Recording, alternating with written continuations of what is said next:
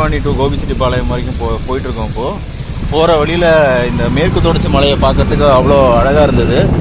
So அதை video எடுக்கலான்னு தோணுச்சு எங்களுக்கு. So let's watch it.